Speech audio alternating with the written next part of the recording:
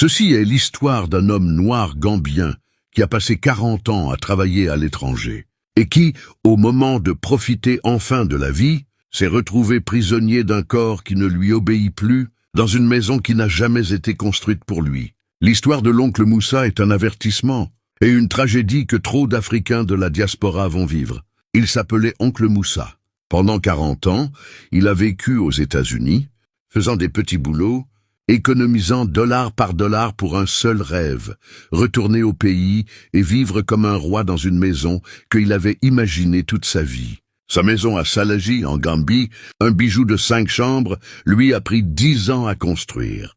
Il voyait déjà ses vieux jours, assis sur son balcon, un bon repas, un verre de malt frais, le rire de ses petits-enfants, la paix qu'il n'avait jamais eue en Amérique. Mais la réalité n'a ressemblé à aucun de ses rêves. Quand Moussa retourne en Gambie à 70 ans, il ne peut même plus monter les escaliers de sa propre maison.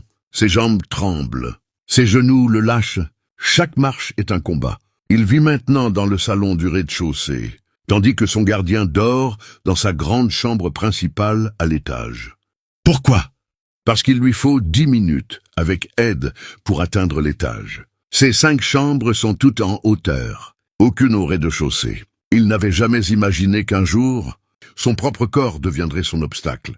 Et le pire, l'oncle Moussa ne peut même plus boire un simple malt. Sa glycémie monte, son cholestérol explose. Il ne mange que des salades sans sauce. Plus de viande, plus de beaux plats, plus aucun plaisir. Cet homme qui a tout sacrifié pour profiter plus tard découvre que l'il a plus la force, plus la santé, plus le temps pour profiter de quoi que ce soit. Il a passé 40 ans à travailler pour une vie qui ne lui appartient même plus. Et aujourd'hui, quelqu'un d'autre dort dans sa chambre. Quelqu'un d'autre vit dans son rêve. Voici la vérité cruelle. Ce sera l'histoire de beaucoup d'Africains de la diaspora. Trop d'entre nous sacrifient le présent pour un avenir qu'ils ne verront peut-être jamais. La leçon d'oncle Moussa: n'attends pas 70 ans pour commencer à vivre. Profite maintenant tant que ton corps te porte. Fais de petites retraites, savoure, respire, voyage, ris, aime.